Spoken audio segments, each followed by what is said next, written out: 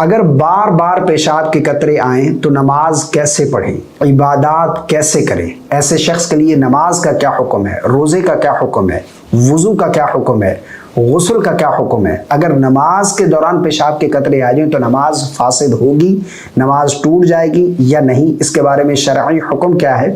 آج کے اس ویڈیو میں اس مسئلے کو میں مکمل وضاحت کے ساتھ بیان کرنے جا رہا ہوں۔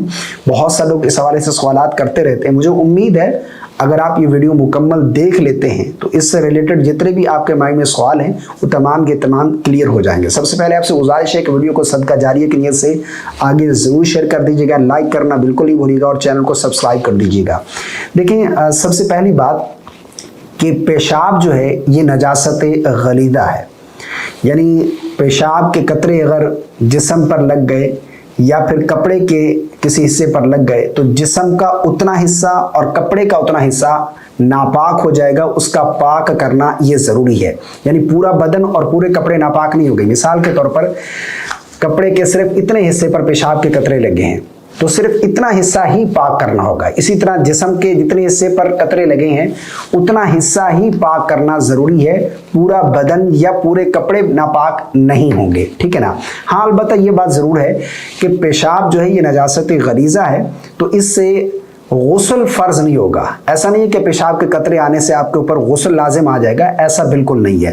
ہاں، وضو تھا تو وضو آپ کا فاسد ہو جائے گا، وضو آپ کو دوبارہ کرنا پڑے گا، ٹھیک ہے نا۔ یہ بات سمجھ لیا آپ نے۔ اب آگے چلیے کہ دیکھیں اس میں دو طرح کے لوگ ہوتے ہیں۔ ایک تو وہ لوگ ہوتے ہیں جنہیں پیشاب کرنے کے 15 منٹ 20 منٹ 25 منٹ کے بعد چند قطرے آتے ہیں تو ان کے لیے حکم الگ ہے۔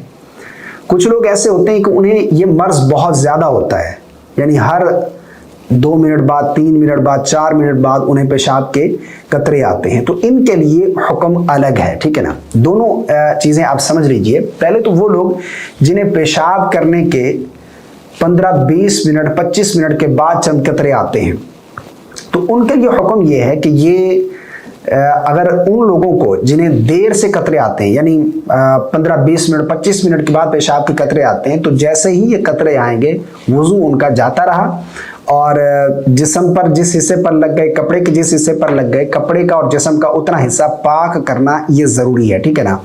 اگر نماز کے دوران اس طرح قطرے آئے گے تو نماز بھی جاتی رہی، دوبارہ طہارت حاصل کرنے کے بعد وہ نماز ادا کریں گے، ٹھیک ہے نا۔ اچھا، اس میں ایک چیز اور بھی یہاں پر بیان کرتا چلوں کہ اس سے بچیں کیسے۔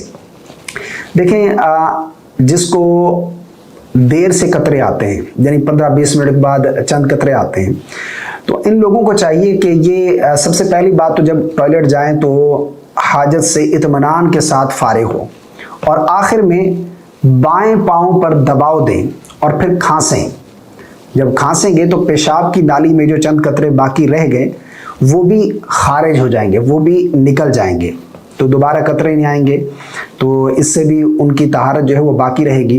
ایک اور بھی طریقہ ہے کہ ایسے لوگ جنہیں دیر سے قطرے آتے ہیں وہ انڈر ویئر کا استعمال کریں، جنہیں پیشاب کے قطرے آتے ہیں وہ انڈر ویئر استعمال کریں اور اس میں ٹیشو، کوئی رومال وغیرہ کپڑا اس طرح رکھ لیں کہ 10-15-20 منٹ کے بعد وہ رومال وغیرہ نکال لیں اور استنجا کر لیں اچھے طریقے سے۔ اس سے یہ ہوگا کہ ان کے کپڑے اور جسم کا باقی حصہ ناپاک نہیں ہوگا، ٹھیک ہے نا۔ تو یہ بھی آپ کر سکتے ہیں۔ باقی جن کو بہت زیادہ یہ مرض ہے، یعنی ان کا مرض بہت زیادہ ہے، انہیں وضو کرتے ہیں اور اتنی مہلت ہی نہیں ملتی کہ وہ وضو کرنے کے بعد فرض ادا کر سکیں، یعنی ہر 3 منٹ بعد 4 منٹ بعد انہیں پیشاب کا قطرہ آ جاتا ہے تو ایسے لوگ پھر شرعی معذور ہیں۔ علماء نے لکھا ہے کہ یہ معذور ہیں، یہ شرعی معذور ہیں۔ ان پر حکم یہ ہے کہ جس کا مرض بہت زیادہ ہے، یعنی اسے اتنا وقت بھی نہیں مل رہا کہ وہ وضو کرنے کے بعد جو ہے وہ فرض ہی پڑھ لے، مثال کے طور پر ظہر کے 4 رکعت فرض ہی پڑھ لے، اتنا ٹائم بھی نہیں مل رہا، اس سے پہلے اسے قطرہ آ جاتا ہے تو ایسا شخص پھر شرعی معذور ہے۔ اس کے لیے حکم یہ ہے کہ یہ ایک نماز کے وقت میں وضو کرے، اس نماز جس نماز کے وقت میں اسے وضو کیا اس نماز کے وقت میں یہ جتنی مرضی نمازیں ادا کرنا چاہے، جتنی مرضی عبادات کرنا چاہے، وہ کر سکتا ہے. اسے چاہے جتنی مرضی مرتبہ 10 مرتبہ ہی کیوں نہ قطرے آتے رہیں. جو معذور ہے وہ اس نماز کے وقت کے دوران جتنی مرضی نمازیں ادا کرتا جائے, اس کے دوبارہ وضو کرنے کی اس کو حاجت نہیں. ہاں جیسے ہی دوسری نماز کا وقت شروع ہوا, مثال کے طور پر ظہر کے وقت میں اس نے وضو کیا, تو ظہر کا وقت جب تک باقی ہے وہ نماز ادا کرتا رہے, تلاوت وغیرہ کرنا چاہے, عبادات کرنا چاہے, اسی وضو کے ساتھ وہ کر سکتا ہے, چاہے جتنی مرضی مرتبہ اسے قطرے آتے رہے. لیکن جیسے ہی عصر کی نماز کا وقت شروع ہوگا, اب اسے دوبارہ طہارت حاصل کرنی ہوگی, دوبارہ وضو کرنا ہوگا, اور پھر عصر کے وقت میں جتنی مرضی پھر نمازیں ادا کرنا چاہے, جب تک عصر کا وقت ہے تو وہ پڑھ سکتا ہے, اسے دوبارہ وضو کرنے کی حاجت نہیں ہے. جیسے ہی مغرب کا وقت شروع ہوگا تو پھر دوبارہ اس پر طہارت لازم آ جائے گی. ٹھیک ہے نا.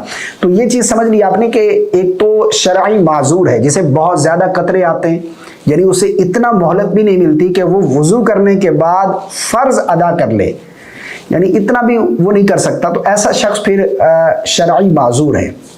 لیکن کچھ لوگ جنہیں دیر سے قطرے آتے ہیں, یعنی پیشاب کرنے کے 20-25 منٹ بعد جو ہے وہ انہیں, یا 15 منٹ بعد انہیں پیشاب کے چند قطرے آتے ہیں, اس کے بعد نہیں آتے, تو ایسے لوگوں کو چاہیے کہ وہ ایک تو میں نے جیسے پہلے بتا دیا کہ وہ کھانسے وہاں پر بائیں پاؤں پر جو ہے وہ دباؤ دیں, ان سے بھی ان کو زیادہ انشاءاللہ فائدہ حاصل ہوگا.